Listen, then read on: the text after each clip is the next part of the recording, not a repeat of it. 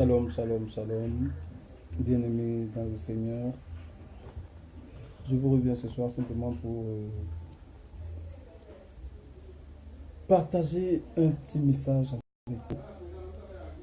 Partager une légère exhortation. Je m'excuse déjà pour aujourd'hui avec des problèmes de connexion pour le fait que nous avons commencé un enseignement que nous n'avons pas abouti.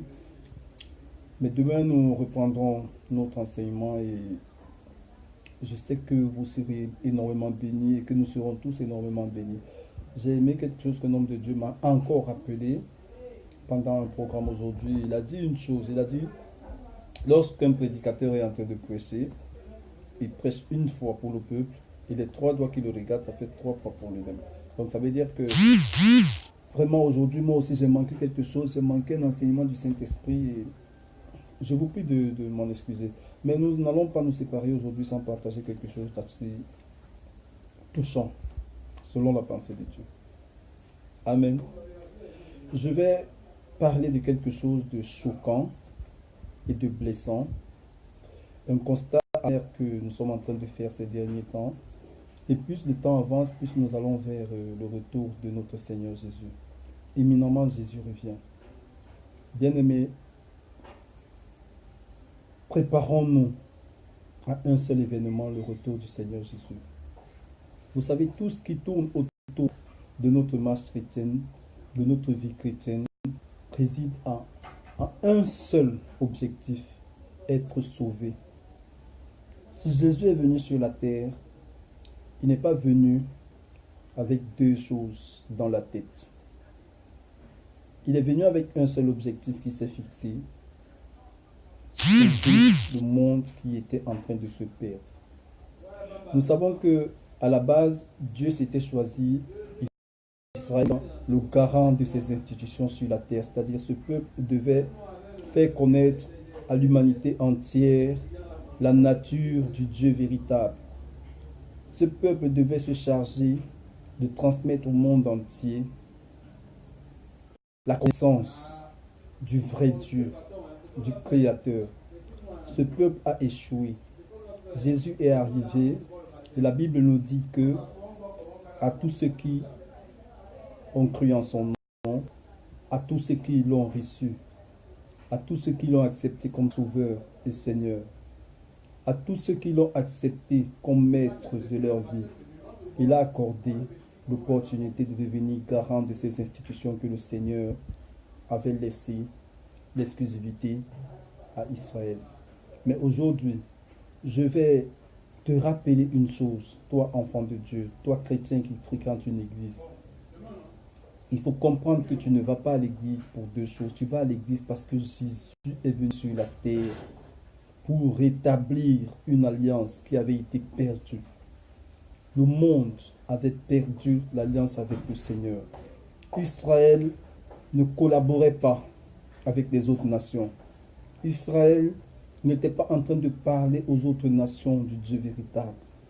Israël se disait que les autres nations étaient impures et indignes d'entendre la parole de Dieu. Jésus est venu parce que tout le monde a été chrétien. Aujourd'hui, cette mentalité est en train de renaître à l'intérieur de l'Église. Oh, merci Saint-Esprit. Cette mentalité est en train de renaître à l'intérieur de l'Église. Nous qui allons à l'Église, au lieu de jouer le rôle rédempteur, au lieu d'essayer de jouer le rôle salvateur dont nous a laissé mission le Seigneur Jésus, nous sommes en train de devenir le juge des nations. Nous sommes en train de devenir des accusateurs. Nous passons notre temps, au lieu d'exhorter le peuple de Dieu à se retourner vers le Seigneur et à chercher la voie du salut, nous sommes en train d'accuser les autres, de pointer du doigt les autres. Mais je vais te dire une chose à toi. Le Seigneur, merci Saint-Esprit. L'Esprit de Dieu me ramène dans la Bible et là, on va survoler un peu quelque chose aujourd'hui. Nous allons aller dans le livre, tout droit dans le livre de Romains. Romains, donnez-moi une minute que je sois aussi là avec vous. Romains, toi qui as ta Bible avec toi, tu peux la prendre. Nous allons lire un verset biblique un peu choquant. Et ce verset s'adresse particulièrement aux chrétiens. Et aujourd'hui, je veux m'adresser plus particulièrement aux chrétiens évangéliques.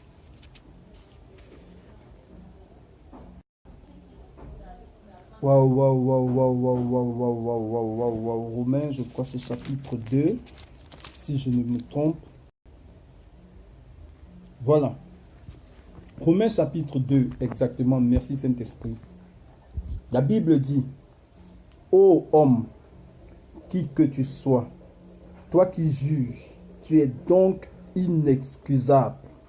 Car en jugeant les autres, tu te condamnes toi-même, puisque toi qui juges, tu fais les mêmes choses. Nous savons en effet que le jugement de Dieu contre ceux qui commettent de telles choses est selon la vérité. Et penses-tu, ô homme, qui juge ceux qui commettent de telles choses, et qui les fait, que tu échapperas au jugement de Dieu? Ou méprises-tu les richesses de la bonté, de sa patience, de sa longanimité, ne reconnaissant pas que la bonté de Dieu te pousse à la repentance, mais par ton endurcissement et par ton cœur impénitent, tu t'amasses de trésors de colère pour le jour de la colère et de la manifestation du juste jugement de Dieu, qui rendra à chacun selon ses œuvres, réservant la vie éternelle à ceux qui par la persévérance à bien faire cherchent l'honneur, la gloire et l'immortalité. Mais l'irritation et la colère à ceux qui par l'esprit de dispute sont rebelles à la vérité et obéissent à l'injustice. Aïe, aïe, aïe, Saint-Esprit, c'est fort ça. Je vais relire. Romains chapitre 2.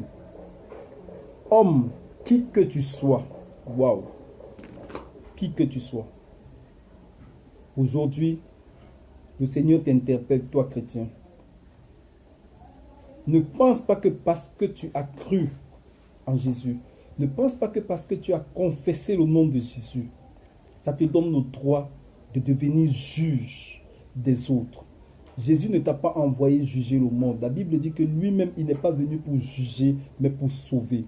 Jésus nous a donné une mission salvatrice. Il ne nous a pas envoyé pour juger, mais pour sauver. Nous passons plus de temps aujourd'hui à l'église, au lieu de donner des conseils, au lieu de démontrer l'immensité de l'amour de Dieu, au lieu de démontrer au monde combien Dieu est bon, nous sommes en train de présenter au monde un Dieu qui juge et condamne. Dieu n'est pas un Dieu de condamnation, c'est un Dieu de délivrance. Dieu n'est pas un Dieu de condamnation, c'est un Dieu de salut. Dieu n'est pas un Dieu de condamnation, c'est un Dieu de rédemption. Bien-aimé, il est temps que dans l'église du Seigneur, le peuple de Dieu entende la parole de Dieu. La parole de Dieu a disparu de l'église. L'église aujourd'hui est focalisée sur d'autres aspects d'une marche chrétienne qui n'a rien à voir avec la doctrine du Seigneur Jésus. Aujourd'hui, nous sommes en train de juger, la plupart du temps pour masquer les péchés que nous commettons. La plupart du temps, pour masquer notre identité véritable, nous nous faisons passer pour bons, alors qu'à l'intérieur de nous, les cœurs sont souillés et remplis de méchanceté. Je le disais dernièrement dans l'enseignement. Bien-aimé, le Seigneur est en train de t'exhorter, de réveiller ton esprit. Je vais relire ce passage biblique. Le Seigneur, l'Esprit de Dieu insiste là-dessus. Je veux que tu ouvres tes oreilles. Romains chapitre 2. Romains chapitre 2. Shalom à toi, Maman Isha. Seigneur te bénisse. Merci pour ta présence pendant ce moment de partage. Nous sommes du fait d'être des juges au lieu d'être des restaurateurs, des personnes qui transportent la grâce de Dieu, qui manifestent l'amour de Dieu, qui font comprendre quelle est l'importance de l'amour de Dieu. C'est de ça que nous parlons ce soir. Merci, merci, merci encore pour ta présence. Que tu sois béni et que le Seigneur te remplisse encore davantage. Nous sommes en train de lire dans le livre de Romains chapitre 2. La Bible nous dit, je vais relire pour toi qui nous rejoins. Verset 1, ô homme, qui que tu sois, toi qui juges, tu es donc inexcusable. Car en jugeant les autres, tu te condamnes toi-même. Puisque toi qui juges, tu fais les mêmes choses. Verset 2, nous savons en effet que le jugement de Dieu contre ceux qui est selon la vérité. Et penses-tu, ô homme qui juge et qui fait au jugement de Dieu. Verset 4, nous nous arrêtons. Romains chapitre 2, verset. Romains. Je vais l'écrire pour ceux qui nous rejoignent. Romains 2, verset 1 à 7.